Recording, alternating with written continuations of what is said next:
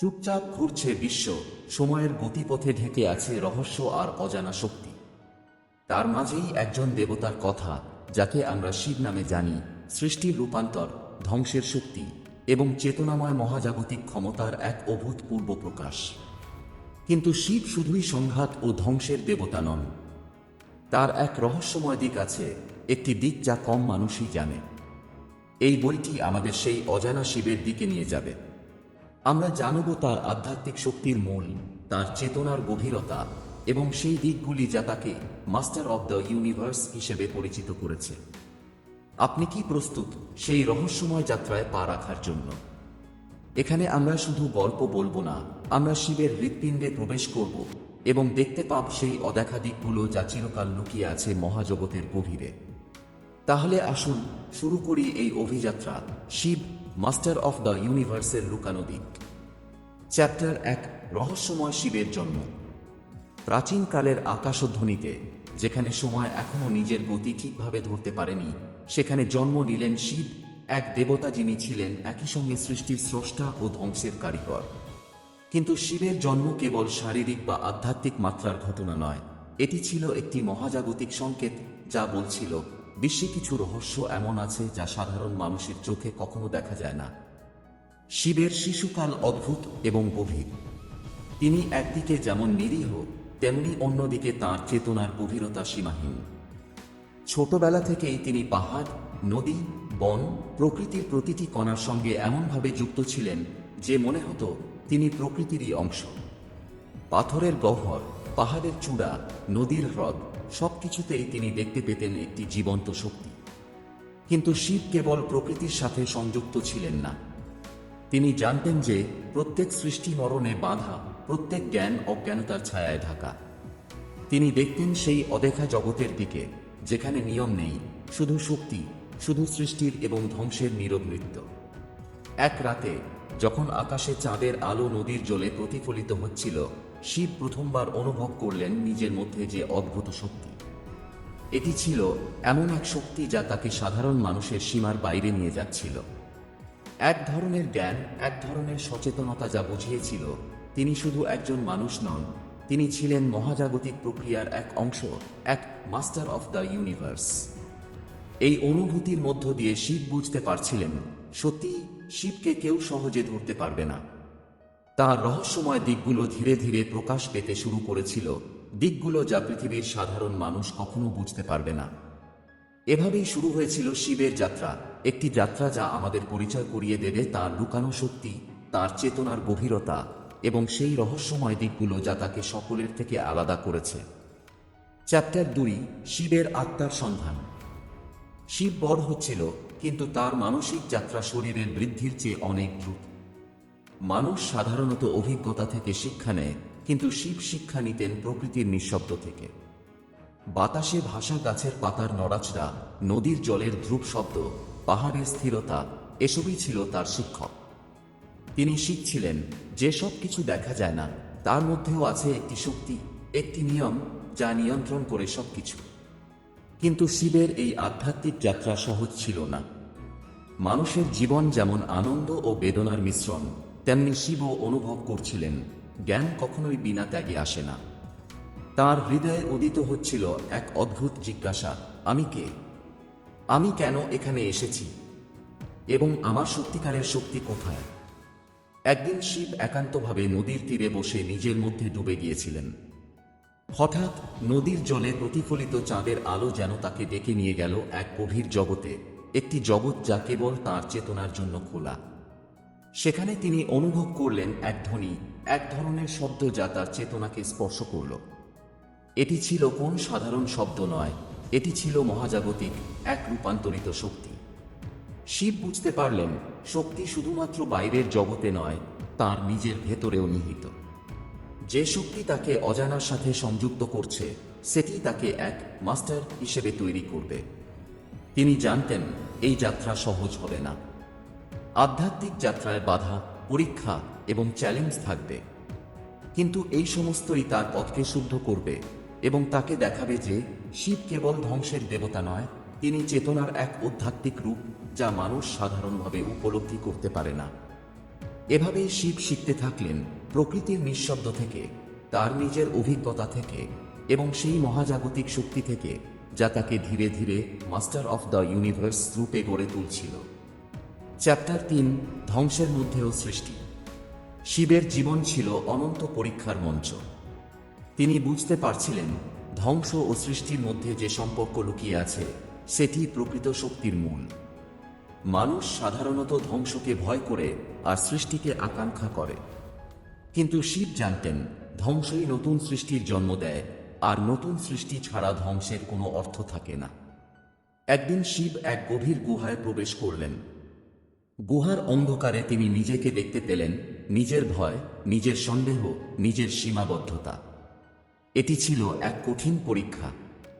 প্রতিটি ছায়া, প্রতিটি শব্দ তাকে বলছিল শক্তি শুধু বাইরের জগতে নয়, তোমার নিজের ভেতরেও রয়েছে। গুহার মধ্যে দাঁড়িয়ে শিব অনুভব করলেন এক অদ্ভুত শান্তি। সেই শান্তি ছিল ধ্বংসের মধ্যে লুকানো সৃষ্টি।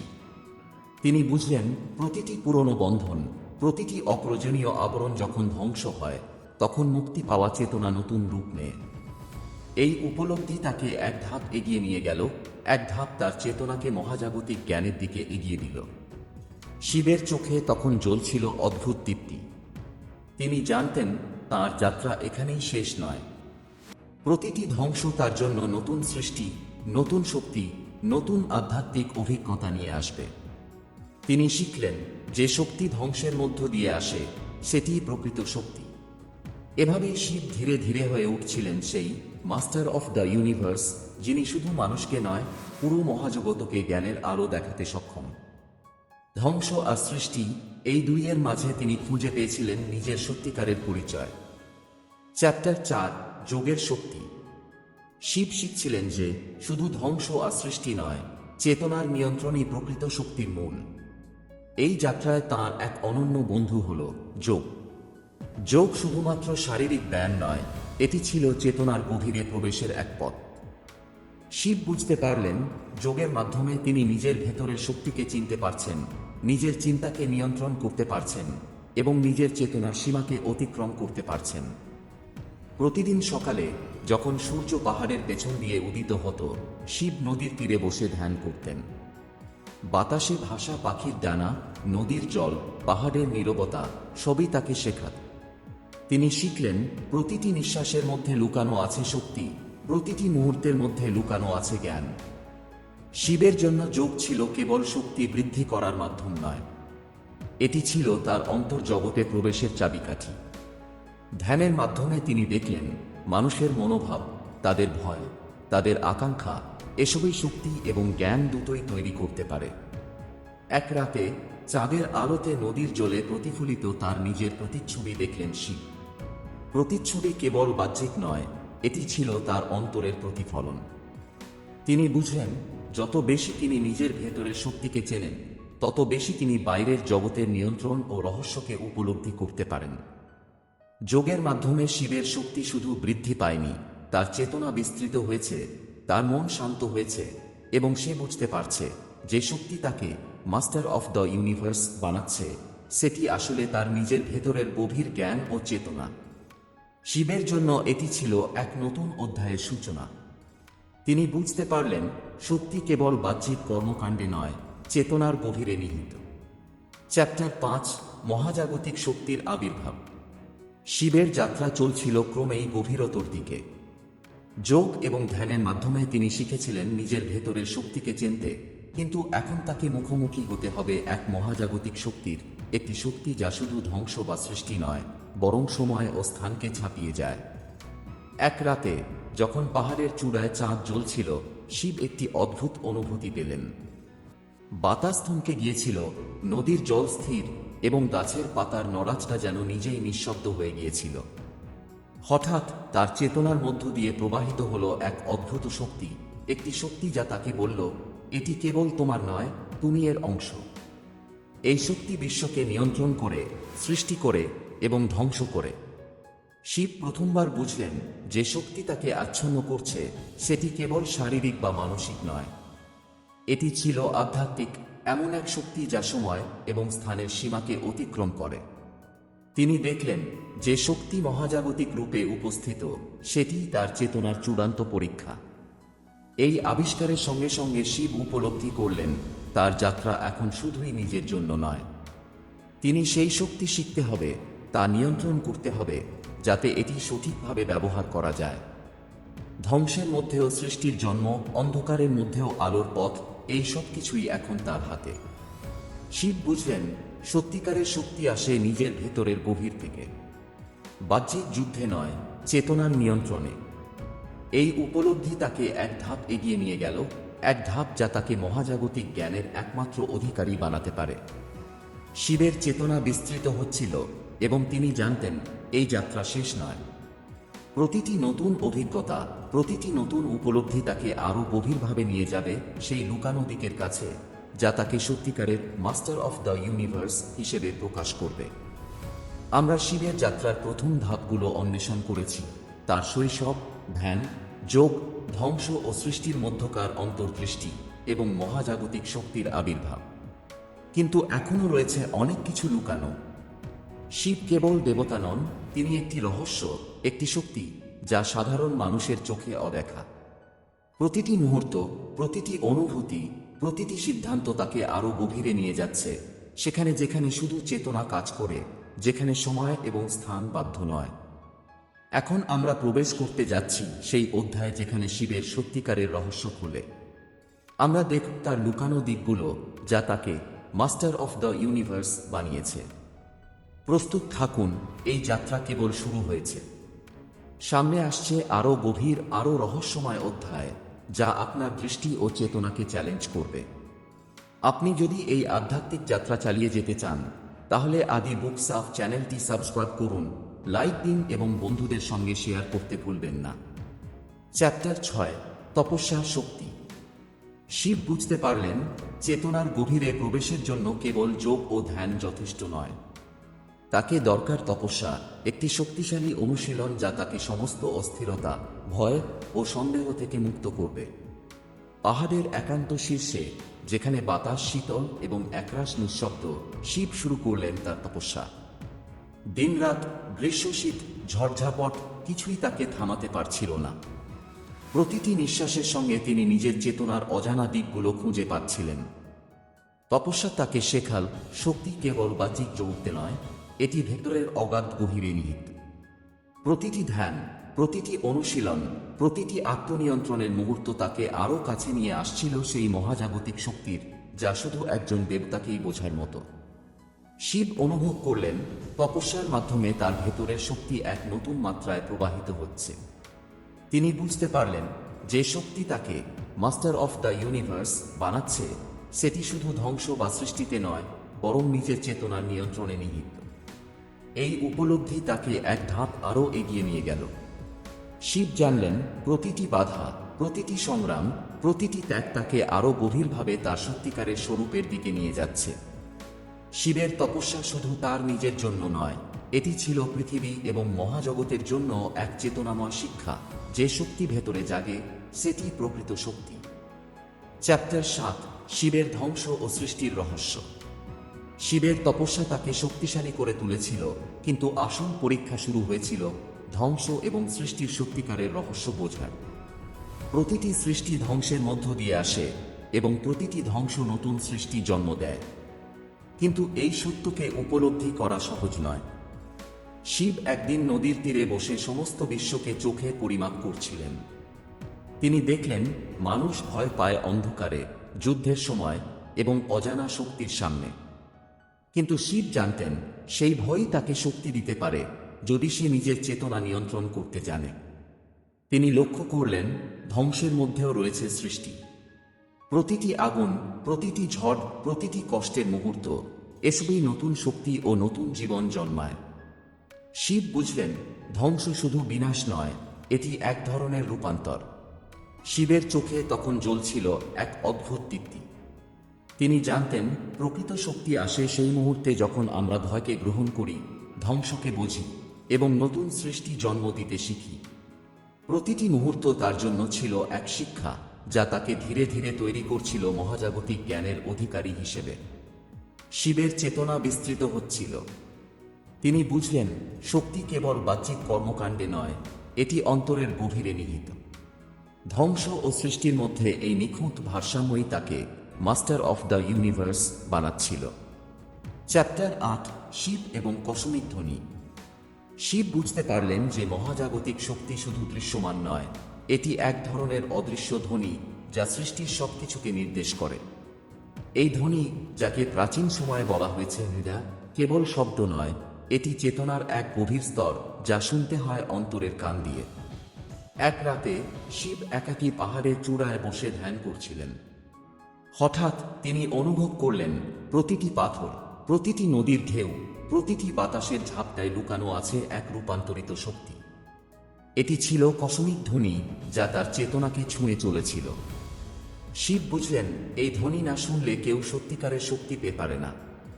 এটি শুধুমাত্র বাহ্যিক দুনিয়ার আওয়াজ নয়, বরং মহাজাগতিক চেতনার ভাষা। ধ্বনি বুঝতে পারলে মানুষ তার ভেতরের শক্তি জাগ্রত করতে পারে, তার চিন্তা ও কার্যকলাপকে সঠিক পথে পরিচালনা করতে পারে। এই উপলব্ধি শিবকে আরও গভীরে নিয়ে গেল। তিনি দেখলেন প্রকৃত শক্তি আসে সেই সময় যখন আমরা আমাদের অন্তরের কসমিক ধ্বনি শোনার জন্য প্রস্তুত হই। সেই ধ্বনি তাকে বলছিল, তুমি একমাত্র নয়, এই শক্তি সর্বত্র আছে এবং তুমি এর অংশ। শিবের চেতনা বিস্তৃত হচ্ছিল, তার হৃদয় ভরে উঠছিল অদ্ভুত শান্তি ও শক্তি নিয়ে। তিনি জানতেন এই কসমিক ধ্বনি বোঝা হলো এক ধাপ যা তাকে সত্যিকারের মাস্টার অফ দ্য ইউনিভার্স হিসেবে প্রকাশ করবে। চ্যাপ্টার 9, শিবের একাকিত্ব এবং অন্তর্দৃষ্টি। শিবের যাত্রা চলছিল আরও গভীর অজানার দিকে। শিব বুঝতে পারছিলেন সত্যিকারের শক্তি কেবল একা থাকা ও নিজের অন্তরের দিকে মনোনিবেশ করার মধ্যেই আসে। একাকিত্ব তার জন্য ছিল শিক্ষক, ধ্যান ছিল তার বন্ধু এবং কসমিক ধ্বনি ছিল তার দিশা। পাহাড়ের একান্ত শীর্ষে নিঃশব্দ রাতের আকাশের নিচে শিব বসে নিজের মধ্যে প্রবেশ করলেন। তিনি দেখলেন মানুষ ভয়, কামনা, অহংকারে আটকা থাকে, কিন্তু একাকিত্ব তাকে দেখাল সত্যিকারের চেতনার পথ, যেখানে কেউ তাকে বিভ্রান্ত করতে পারে না, যেখানে শুধুই তার নিজের অন্তরের জ্ঞান এবং শক্তি থাকে। এই একাকিত্ব শিবকে গভীর অন্তর্দৃষ্টিতে পৌঁছে দিল। তিনি দেখলেন মহাজাগতিক শক্তি শুধু বাইরের জগতে নয়, ভেতরের চেতনার মধ্যেও প্রবাহিত। প্রতিটি অনুভূতি, প্রতিটি স্মৃতি, প্রতিটি সংকল্প তাকে শক্তিশালী করছে। শিব বুঝলেন একাকিত্বের মধ্য দিয়ে চেতনা যে শক্তি অর্জন করে, সেটি তাকে অন্য কোনো দেবতার থেকে আলাদা করে। এটি হলো সেই শক্তি যা তাকে মাস্টার অফ দ্য ইউনিভার্স হিসেবে প্রতিষ্ঠিত করবে। এই একাকিত্ব ও অন্তর্দৃষ্টি শিবকে দেখাল যে যদি তুমি নিজের ভেতরের অজানা শক্তিকে চেনো এবং গ্রহণ করো, তাহলে তোমার মধ্যে এমন শক্তি জন্মায় যা সময়, স্থান এবং সীমারেখা ছাড়িয়ে যায়। Chapter 10, Shiva, master of the ইউনিভার্সের প্রকাশ। শিবের দীর্ঘ যাত্রা তার চেতনার সীমা ছুঁয়ে গিয়েছে। শৈশবের কৌতূহল, যোগ ও ধ্যানের অভ্যাস, তপস্যা, ধ্বংস ও সৃষ্টির অন্তর্দৃষ্টি, কসমিক ধ্বনি, সবকিছু একত্রিত হয়ে তাকে তৈরি করেছে সেই শক্তিতে যা সাধারণ মানুষের চোখে অনুধাবনযোগ্য নয়। একদিন পাহাড়ের এক চূড়ায় বসে শিব অনুভব করলেন সমস্ত শক্তি, সমস্ত জ্ঞান, সমস্ত রহস্য তার অন্তরে প্রবাহিত হচ্ছে। তিনি দেখলেন তিনি কেবল দেবতা নয়, তিনি সেই মহাজাগতিক প্রক্রিয়ার অংশ যা সৃষ্টি করে, ধ্বংস করে এবং পুনর্নবীকরণ ঘটায়। শিব বুঝলেন প্রকৃত শক্তি আসে ভেতরের চেতনাকে নিয়ন্ত্রণ করার ক্ষমতা থেকে, নিজের ভেতরের অজানা দিকগুলোকে বোঝার মধ্য দিয়ে। তিনি একত্রিত করলেন সমস্ত অভিজ্ঞতা, ধ্বংসের শক্তি, সৃষ্টির জ্ঞান, তপস্যার ধৈর্য, কসমিক ধ্বনির অন্তর্দৃষ্টি এবং নিজেকে এক মাস্টার অফ দ্য ইউনিভার্স হিসেবে প্রতিষ্ঠিত করলেন। এই মুহূর্তে শিব বুঝলেন যে শক্তি মানুষকে ভয় দেখায়, সেটি প্রকৃত শক্তি যা ধ্বংস করে, তা নতুন সৃষ্টি জন্ম দেয়, যা চেতনায় প্রবাহিত হয়, তা মহাজাগতিক নিয়মের সঙ্গে মিলিত হয়। শিবের চোখে তখন জ্বলছিল এক অদ্ভুত দীপ্তি যা বলছিল, আমি কেবল একজন দেবতা নই, আমি চেতনা শক্তির প্রতীক, আমি সেই শক্তি যা সময়, স্থান এবং জগৎকে ছাপিয়ে যায়। এভাবেই শিব নিজেকে পুরোপুরি প্রকাশ করলেন। লুকানো শক্তি, লুকানো জ্ঞান এবং লুকানো রহস্যের এক অনন্য মিলন হয়। এভাবেই আমরা শিবের রহস্যময় যাত্রার আরও এক অধ্যায় অতিক্রম করলাম। তবে মনে রাখবেন, শিবের সত্যিকারের শক্তি, তার চেতনার গভীর রহস্য এবং মহাজাগতিক শক্তির লুকানো দিকগুলো এখনও পুরোপুরি প্রকাশ পায়নি। প্রতিটি মুহূর্তে তার যাত্রা নতুন রহস্য উন্মোচন করছে, যা আমাদের চেতনা, বিশ্বাস এবং উপলব্ধিকে চ্যালেঞ্জ করবে। পরবর্তী অধ্যায়গুলোতে আমরা প্রবেশ করব সেই অজানা জগতে, যেখানে শিবের অন্তর্দৃষ্টি, কসমিক শক্তি এবং ধ্বংস ও সৃষ্টির রহস্য একত্রিত হয়ে তাকে মাস্টার অফ দ্য ইউনিভার্স হিসেবে গড়ে তুলেছে। আপনি যদি এই আধ্যাত্মিক ও রহস্যময় যাত্রা চালিয়ে যেতে চান, তাহলে আদি বুকস অফ চ্যানেলটি সাবস্ক্রাইব করুন, লাইক দিন এবং বন্ধুদের সঙ্গে শেয়ার করতে ভুলবেন না। ভালো থাকুন, সুস্থ থাকুন, ধন্যবাদ।